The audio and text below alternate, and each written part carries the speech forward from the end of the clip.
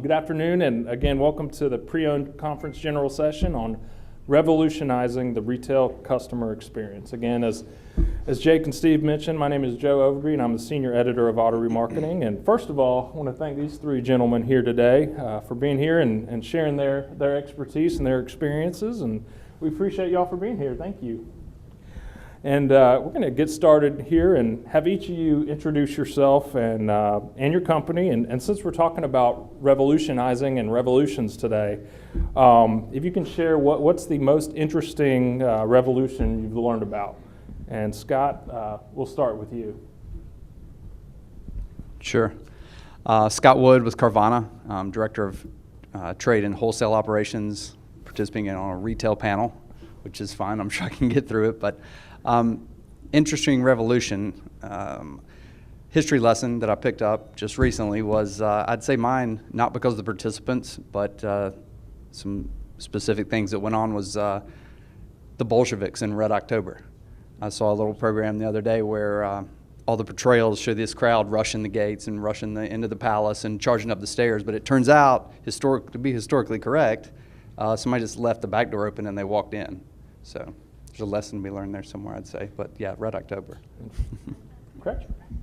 Craig Quisenberry with Holman Automotive, representing Cooney Chevrolet, Cadillac, and Roseville Volkswagen.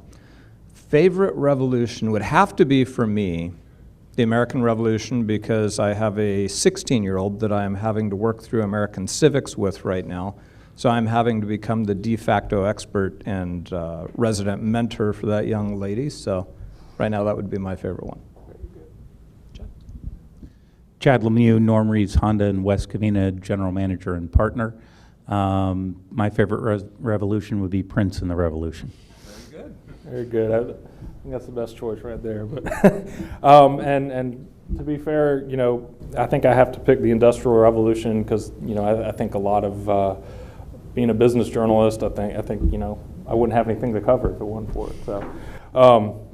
We'll go ahead and get started, guys. And speaking of revolutions, obviously we're seeing quite a bit of it in automotive retail these days, and including with how consumers shop and what they really prefer. And so we'll start with this one. Are you guys finding that today's customer is putting more emphasis on time saving when they're shopping for cars, and to what degree is this kind of driving some of the digital trends we're seeing? And Scott, we'll start with you on this one, and Craig, if you'll follow up.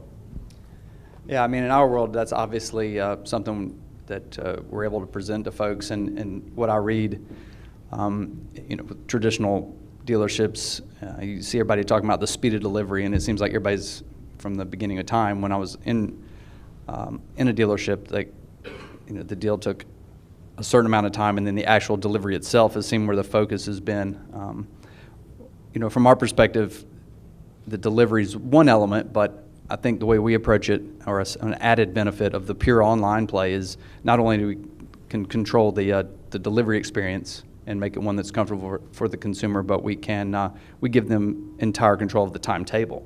So from the time you start shopping till you take delivery, it's totally under your control. If you want to be one of these that buys in 10 minutes, or you begin that journey and it may take you, hours or days, it's on your own timetable. So the speed of delivery compared to complete control of the timetable of your purchase is what I'm seeing. So it's an interesting question. I would tag on that I got to participate in an experiment, or a case study, actually more so, with an auto group on offering consumers choices of discount or time. It was a couple years back, and we found in that study that the consumer would consistently pay more if you could commit to, and the operative word is commit and deliver, the process, the transaction, in a simplistic form, one that was satisfying and met the customer's needs. They were much more responsive, much more engaged in the process. CSI was dramatically improved. There's no question that any of us in this room, when we think of ourselves as a consumer and we go through a purchase process, that we want to do it the way we want to do it. And the most important element to that is trust and fulfillment. And so from a dealership perspective, we really strive hard to make certain our stores mine particularly, that what we deliver in the experience and offering the flexibility of the time to meet the customer's needs is one of our foremost things that we shoot for to achieve. And in doing that, our customer satisfaction just in our Chevy Cadillac stores went up immensely. But profitability equally yes. So We're taking a slightly different approach. I think what's missing in the immediate delivery concept is value. What the consumer really speaks back to us and says consistently through their behaviors, more than their words, but their actual, like, how they continue to behave online, in store, and now more and more back over the phone, is that they're really looking for a value for their time. If you're having a really good time, and I always use Disneyland as an example, you don't want to speed up time. You want to enjoy it, you want to be a part of it, you're with people you care about. On the other hand, if we go to the DMV, we want that to be the shortest possible time from beginning to end, and no, hit to the DMV. But the reality is, people want to spend as much time as they have invested in the outcome. So what we're trying to do is really allow the customer authorship of their own experience. So whether you want to buy online or whether you want to buy in the store, there should be a value add for both concepts. And then the consistency of delivery. We always challenge our salespeople. What is your value? What's the part where you're going to supply the customer a unique and engaging experience that they can't get somewhere else? And Chad, to follow up on what you just mentioned, you gave a great example with Disney World, and then the DMV, kind of polar opposites for sure. What do you think has been lately driving that emphasis on time? That that people really value their time. I mean, because people have always valued time, but it seems like they're putting more emphasis now when it comes to auto shopping. What do you think is driving that? I think it's dissatisfaction with the retail model. I think, again, to me, it's always really hard to do a comparable because most consumers don't complain about their salesperson. They don't complain about the vehicle. They tend to complain, I spent too much time. Well, the time relative measure is, most of the people are going to be sitting there going, okay, yep, another photo on Instagram and another and another. So it's not the use of their time. I think it's the misuse of their value that's driving really sort of their dissatisfaction. And next, we'll go to another kind of pain point in the retail process, or often pain point, the trade-in process.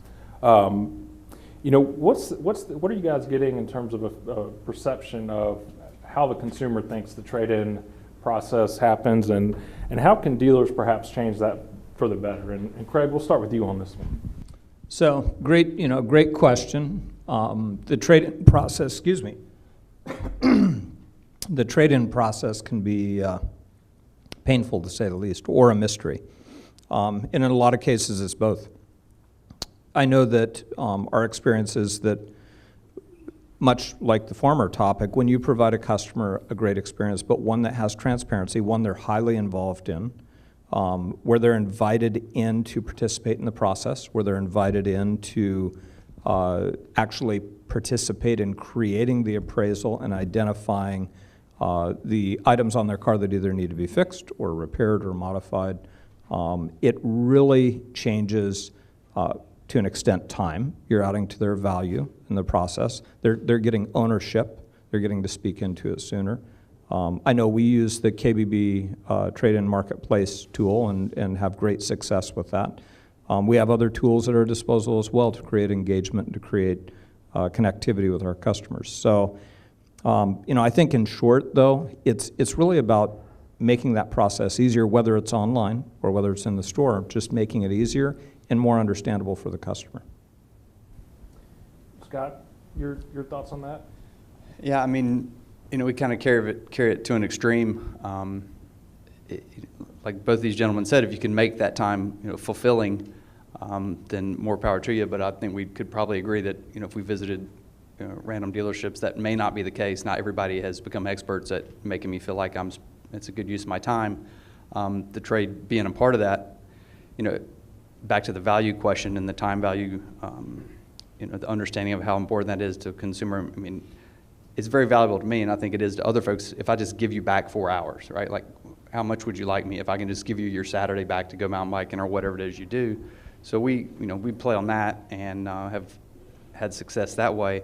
As far as the trade-in particularly, that's another one we've simplified and taken an approach. I've been on this quest. I like to tell the folks I worked with for a while now, but I don't think we're there, or we're there ourselves, but I have a lot of work to do. It's not optimized, but I do feel like there's a time when we can move towards automated values and even shorten what's become a transition from the on-the-lot process of let us evaluate this car you're bringing to trade me.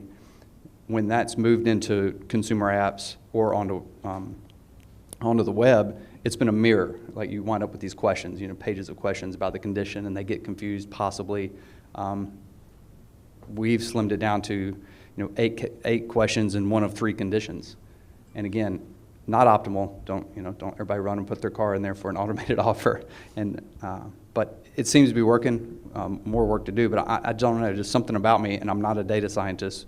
And anybody that works with me will tell you that very quickly. But I just feel like there's been harder problems figured out in this realm of online than being able to absorb some amount of information about a car and spit out a number. To finish on that, as soon as I say that, I turn around and I'm like, I get a little uncomfortable if I put my consumer hat on and say, I only answered 8 questions, and this quote, black box you have gave me a number. I caution our folks about, do they really feel invested? Like, do I feel like you're smart enough to have absorbed this information about my late model Lexus and instantly give me a number? So we could be going short shrift ourselves by being automated, and are we really convinced that something that quick appeals to everybody? Well, I get the sense that, both from a consumer's perspective and a dealer perspective, that, yeah, a good bit of the trade-in process could be started online, but really there has to be that in-person kind of validation, at least to say, okay, you answered these 8 questions.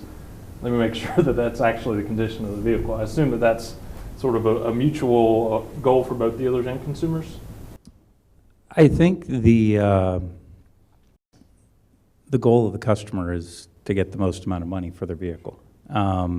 They've got a personal relationship with that vehicle, and if we selected 6 people here and picked one car outside, I'm pretty sure we'd get a range, but we would get 6 different values based on how they perceive the outcome of that car. The consumer is stuck in a really kind of awkward position. I agree. I mean, I want my 4 hours back. On the other hand, if 8 questions and 3 conditions gives me $1,500 less, I'm pretty sure at the dollar per hour, I'd be more than happy to spend my time. So it's more about, I think what Craig talks about, there's an evolution to what the trade is. The old school was, let's take them behind the curtain and disguise the value. We have authorship of the information, and let's expose it bit by bit so that we can get the most optimal return on the peer-to-peer negotiation. I think today, with all the online information, it's more of a validation process. We always refer to, if there's 2 piles of paper, here's the consumer's preparation for sale, and here's our preparation of information on what our car's worth or what their car's worth. Whose pile is deeper? And is there a process to validate either pile of paper? I think that's where the trade appraisal, whether it's online or in person or, some sort of systematic approach, it's about reaching joint validation. And Craig, your thoughts? Do you see varying success with having pieces of the trade-in process online? You mentioned using the KBB marketplace. Is that is using online tools and being able to get that customer at least started online kind of helping their confidence level when they come in? So, interesting question. I've had the opportunity to use, obviously, KBB, Auto Trader, Trade-In Marketplace, great tool. Much more in depth on a consumer level or a dealer level. And it really gets down into the full trade appraisal process. There's also other products that I've had the privilege to use, Trade Pending. much simpler to use, super higher level, provides the consumer what they need faster, very similar, maybe more so to what you're talking about. Higher engagement in terms of getting customers to do a form submission, to be interested and engaged in the process and tell me more. I think at the end, though, it really comes down to the consumer experience, really comes down to all of us and how we would want to be treated in that process, how and when we feel that process has validated or justified the experience, where we look at that figure and go, I can agree with that figure. That makes sense to me. And at that point, if the consumer is pointing and engaged with it, the time spent isn't bad time spent. Now, it is, to an extent, it's their time spent and ours in the process. But they're okay with that. I agree with Chad on this. They're okay with that. It's when the process is clunky or when they're not part of it, when they're not holding the iPad or the mobile device and going through the process with the associate, when things are being brought up that are indiscriminate or really don't affect the value, or hypotheticals are brought into the picture. So, I think a lot of this goes back to a lot of what we're talking about is the future of automotive retailing and where things are going. It really is consumer experience. It's how are we portraying ourselves, our character, our value to the consumer? And are we doing it in a way that's trustworthy and valuable enough for the consumer to engage in this process and say, hey, I like that. I'm in on that. That's a good way to go. And Craig, we'll stick with you on this one. Another piece on the opposite end of the car buying process, the F&I process. To what degree are you comfortable, and are you finding other consumers are comfortable with the financing piece online? I mean, is having some starting piece of the financing process online beneficial, or is that something that really needs to be done in store from your vantage point? Well, the stores that I get to be involved with are in Sacramento, and it's kind of interesting because Sacramento is different than LA in the sense that we can draw from a much broader area of business scope. So we'll take a consumer living in Reno, Nevada. Much, much easier to go online, fill out an application, negotiate the process over the phone. And really, we could even just ship the car to them. But for the most part, more often than not, we see those consumers contacting us. They want to validate the car's there. They want to set an appointment. They want to make certain that the terms fundamentally are agreeable, or at least close to agreeable, to make the journey. But they are more than willing to make the journey.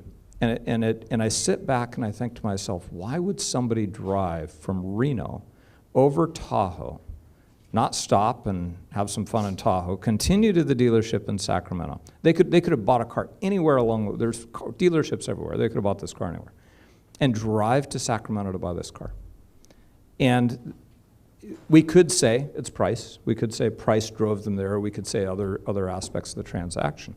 But I tend to believe that it really comes down to trust. I think it comes down to our brand promise, what we promise online, the fluidity or the consistency of our brand promise through our websites and the features that we can offer through our websites, the engagement when the sales associate or the internet department engage with them, and if they fulfill those promises, even at that point, a consumer could still decide to jump off and say, I'm going to do a credit app, I'm going to do my trade appraisal online, et cetera. But they don't. They want, not everybody, there are some that do, but by and large, most want that personal experience.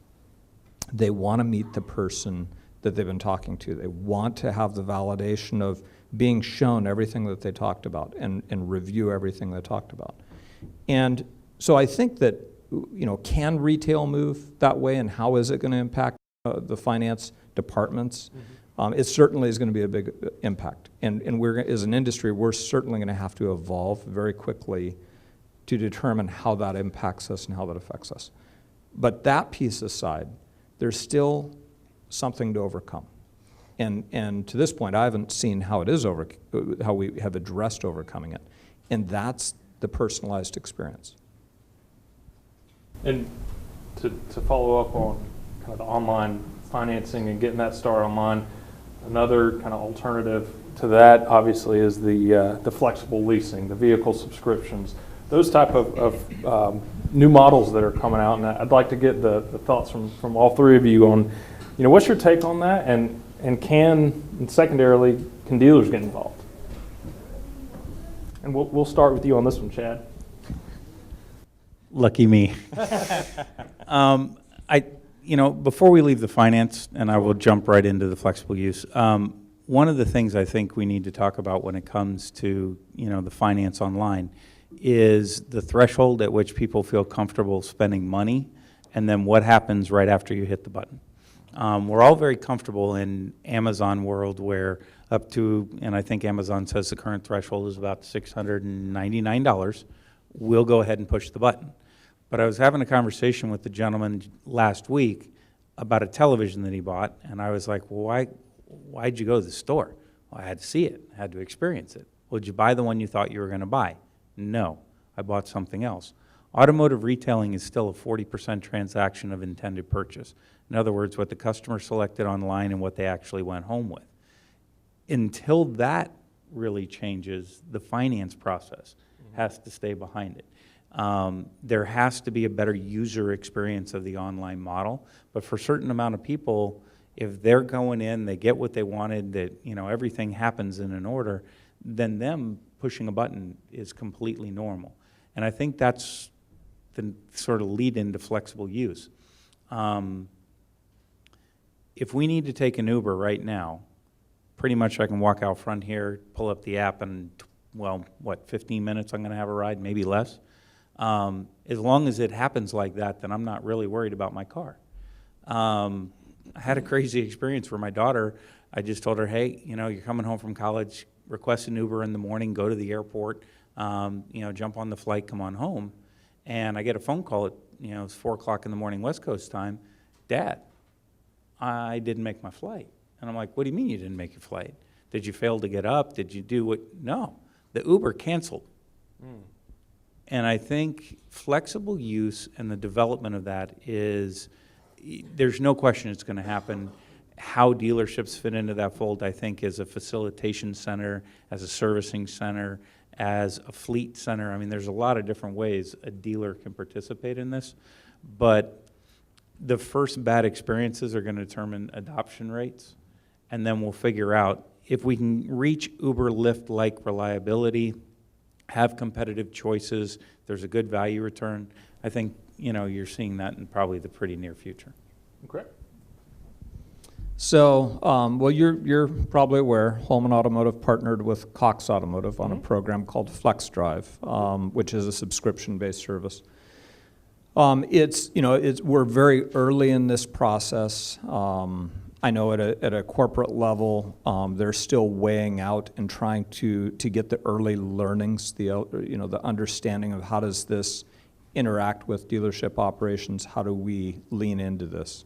I think there's viability for sure in this. I mean, if you look at Zipcar, you look at any of the other models, there is traction in those models to some extent or another.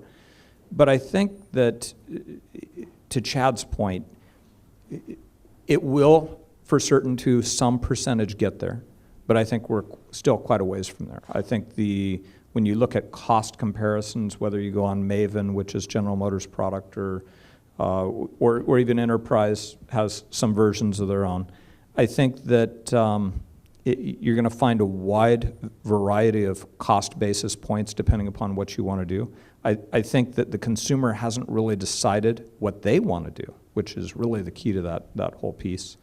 But what I do know is, the one thing that I actually have figured out all of this, retail automotive will figure it out. So the consumer will drive it, whatever that's going to look like in its eventual state. But I'm absolutely confident that retail automotive will be able to respond and quickly adapt to that type of business model. Scott?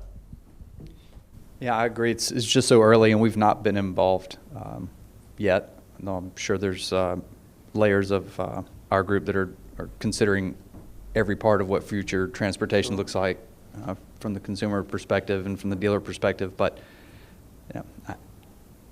I've not seen, tried to read up on it and try to stay abreast of what's going on. But being so early, it's really hard to say. Though, if you hear if you believe all that you read, the benefits to dealers could seem like they're concrete, and the financial side of it, we'll just have to see how that plays out over time. And you're right, the ones I've seen have been maybe a bit outside the realm of what I would have thought from where my consumer had, as far as what I was going to get for my dollar invested. But smart people working on it, and I know dealers, like you said, will adapt and make the most of it. Very good. Well, we've got about 2 minutes left, so I'm going to have each of you guys just kind of, we'll go down the line, starting with you, Scott, and Chad, you'll have the last word here, but give our attendees kind of just a key takeaway of what you guys are expecting in this kind of new retail landscape over the next couple of years. And Scott, we'll start with you. Oh, that's broad, but I'm sure we can come up with something. As I mentioned at the start, my bigger portion of it, as you probably could tell when we were talking about trade-ins, is the part I focus on amongst our group is how that all transitions from a person-to-person interaction. As you read about, can cars move further online as far as a complete transaction, one of the barriers you always hear about, it's like, oh, that's great, except for the trade. And I'm just, I mentioned before, I'm on a mission that, like, I want to take that except for the trade part out of it. Yep. Several of you also use the word validation, and that's one we use internally too. It's like, we're going to validate what we're given, but I do think there's ways to slim that up and make it a, for those, like you said, that the time element of it is exceptionally important. We'll deal with the trade just like we deal with the new cars or the used cars that they buy from us online now. The only other thing I would say is that I'm always pushing our group for a commitment because I can tell you to the degree that we've like turned over the apple cart in some sense with the retail side, we've not yet delved as much into the wholesaling and what that looks like, especially technologically.